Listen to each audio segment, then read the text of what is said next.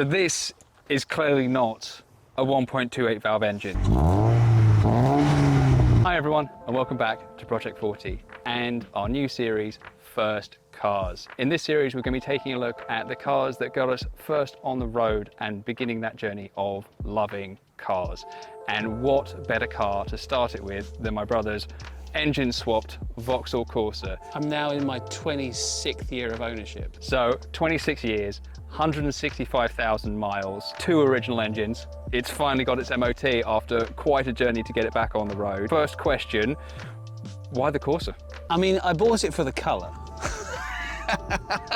I really liked the interior, which, as we described in the previous video. The unique Rontello cloth trim. The interior at that point was grey cloth with swirls, with blue and orange swirls. So it was just a whole orange, like super 90s theme.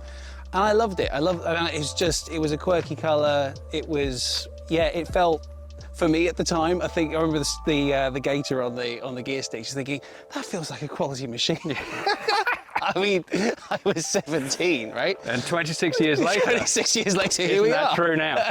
So you had this car for 26 years, 165,000 miles in a 1.2. Yeah, so it was purchased at like, I think 165,000 miles in a 1.2. I'm just going to say that again. That is a long way to go. And a couple of head gaskets. Yeah, like 2 or 3 European road trips, loads of trips around the UK.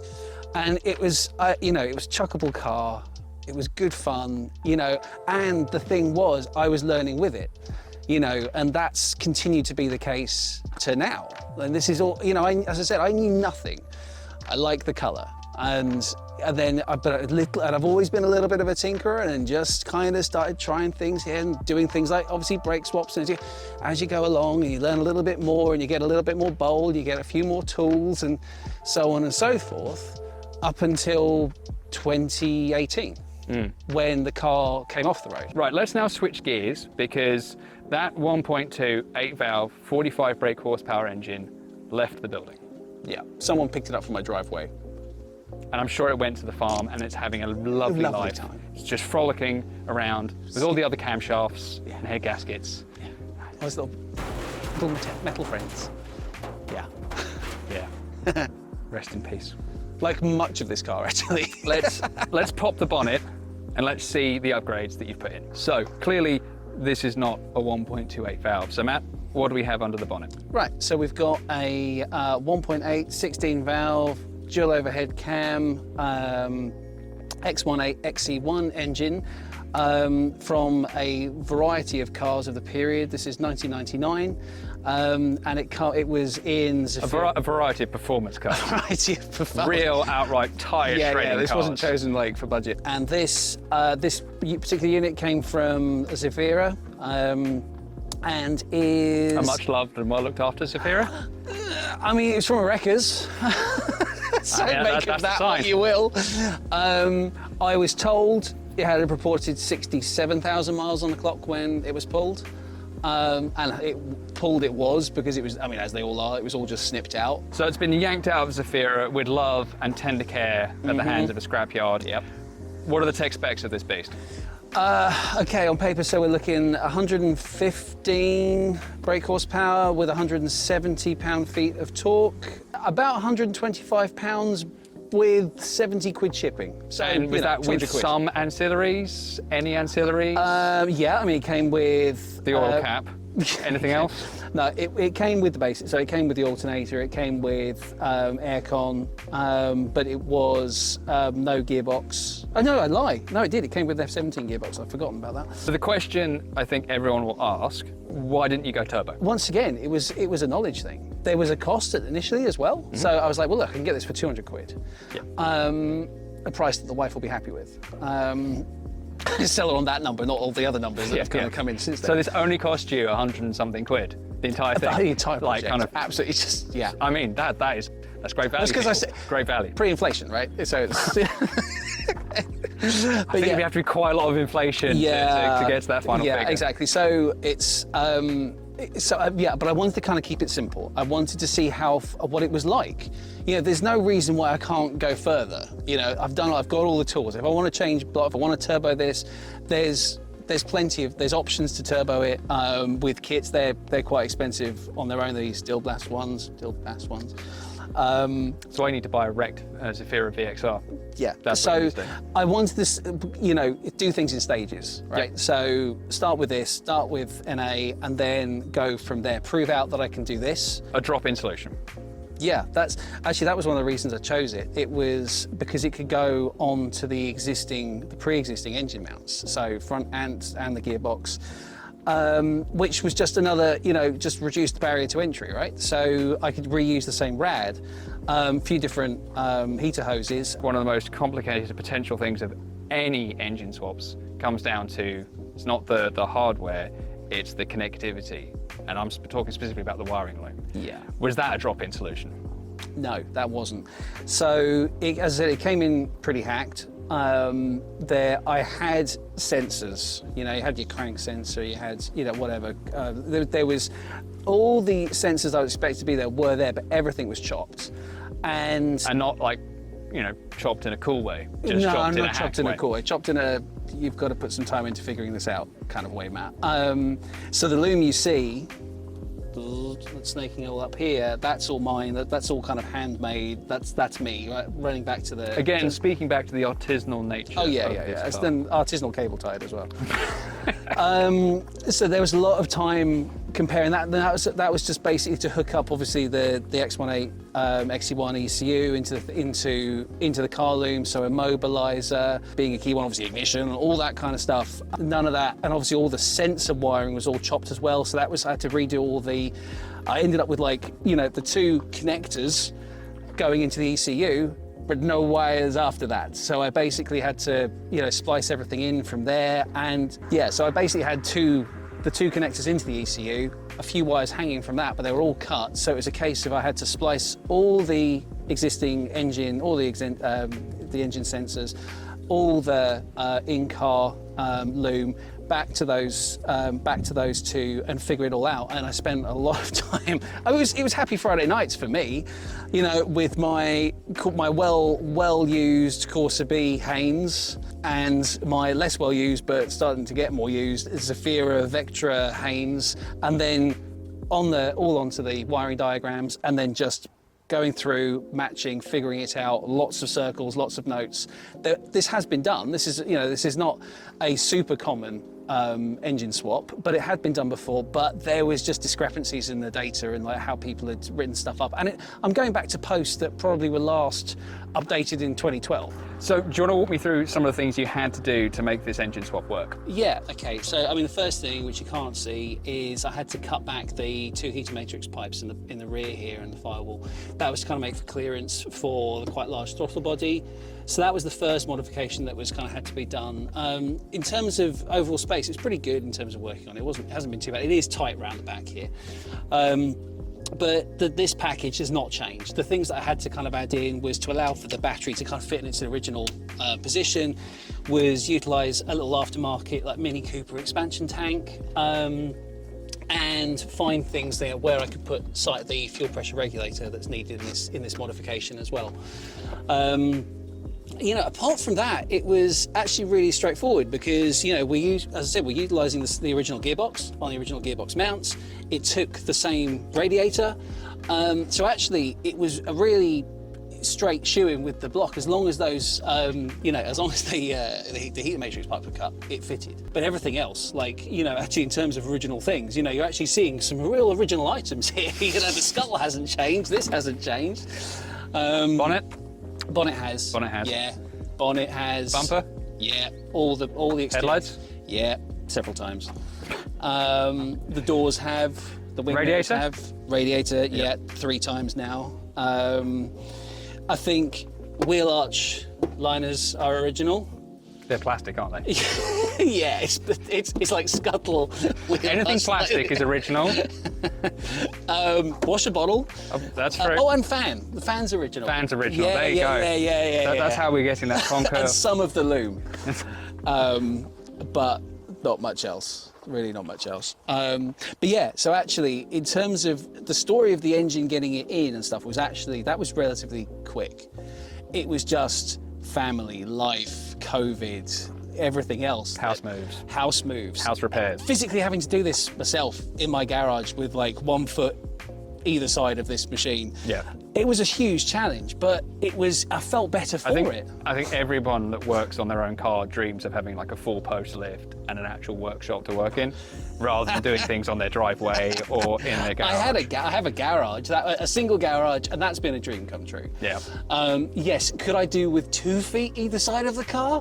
Yeah, that would be nice, especially for the gearbox changing, so that, you know, clutch and whatever. This took quite a while, like around sort of 5 years. 5 years, 30 days. 5 years, up 30 until it's MOT now.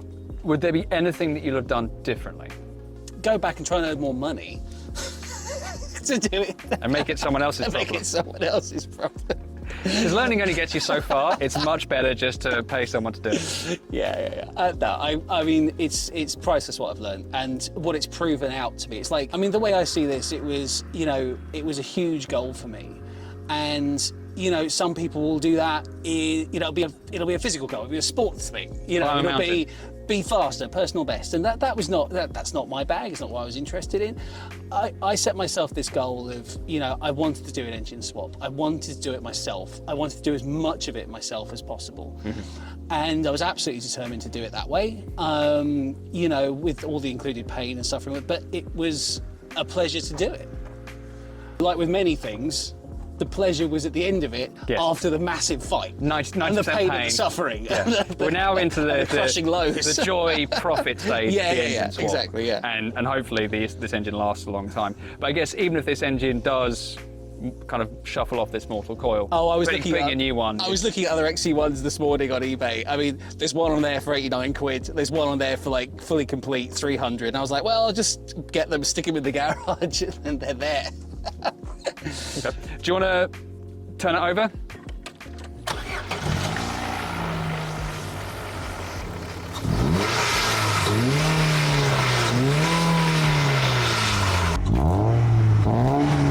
But yeah, for a 24-year-old engine with a purported 67,000 miles on it, Does the job. it does the job. It doesn't sound too bad. It doesn't run too bad.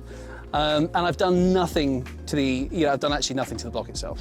All right, so yeah, I thought I'd take a little bit of time to talk about the interior and changes there. So as you can kind of see, door cards and door pocket plastics, and actually a lot of the plastics in here I've resprayed black, because it was all kind of cream and grey and all sort of mismatching.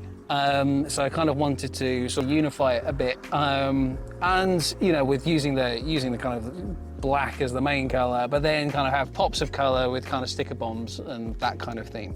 Always like that, and it kind of felt to me sort of harking back a little bit to, you know, my 90s roots, where I was a little bit more colourful, a little bit, you know, less concerned about sticking cowhide into the car. So this was kind of my equivalent of that, you know. So I'd actually been watching these Hydro Dips sticker bombed door handles for probably a couple of years on eBay before you know, they weren't even that expensive, but they're probably about 50 quid. But yeah, I always had this kind of idea that I would do it all black interior, and then I would have these pops of colour with the sticker bombs. And I've been watching these door handles on eBay, these Hydro Dip door handles, for about 2 years, and I really thought it would just, once I sort of settled on the black, I was like, that'd be really cool, really contrasty.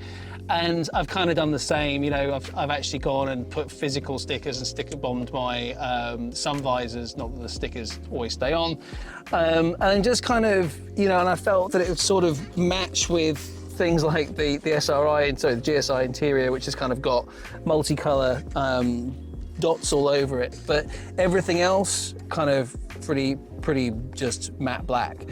The interior is not standard to how the Corsa was. This is the original steering wheel, that's the original clocks. I will get a TAC set of clocks soon, but I've got to get them from Spain, because they just did, this is a cable driven Speedo, and they didn't do a cable-driven set of clocks with, you know, in this country with a TAC. So I've got to get it from Europe.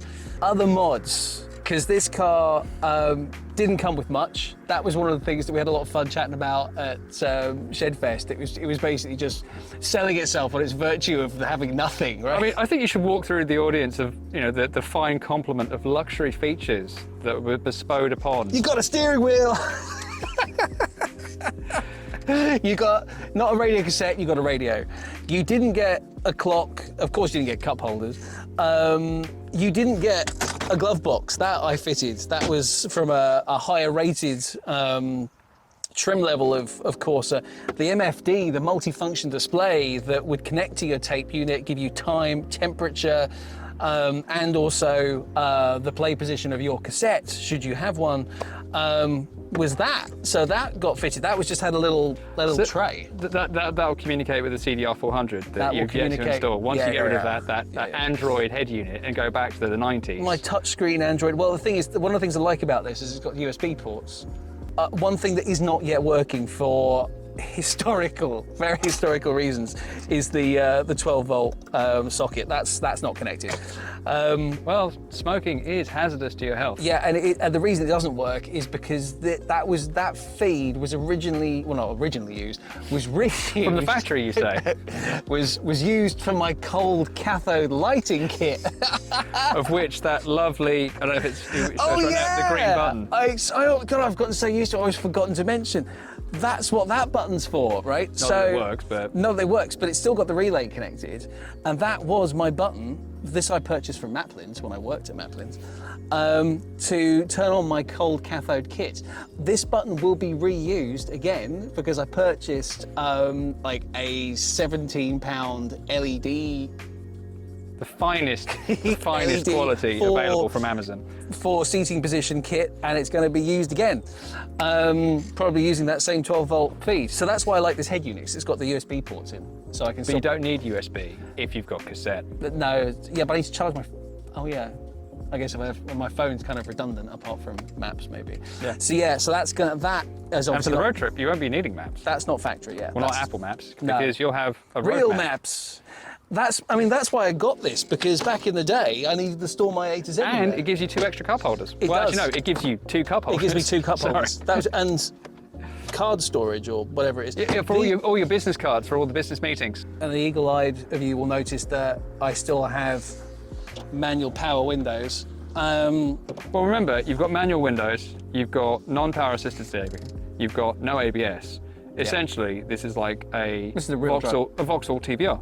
Yeah, exactly. This is a real driving experience for real drivers. Only thing that's keeping you on the road is talent. Yeah. And a blind hope that my engineering skills are good enough to keep it safe.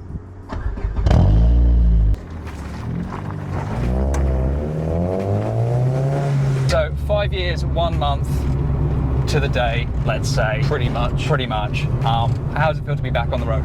Oh, amazing! Yeah, really. I mean, kind of surreal is one way to put it. One word. What do you do when like a project is finished? That sort of joy, grief that you've come to the end of the line. Yeah, I think there was a definite mix of like joy, relief, disbelief, because it'd taken so long, and also with the garage, it was, when am I going to get it back? I didn't want to bug them because I was worried they'd charge me more. But yeah, it's totally surreal to have it back on the road. It feels great. It feels like the car I wanted. Like cars have got a bit more powerful. I've got a bit more knowledge. It feels like how I wanted it to be. And there's room for improvement. There's still a couple of rattles. There's a couple of leaks. The bodywork needs some love. But my car, my first car is like back on the road. Corsi lives, This is something. Oh. Into third, into second. Hug the apex. Eventually get it in gear. Power down. A little bit of Choose time. third for no apparent reason, then back into second, and then there we go!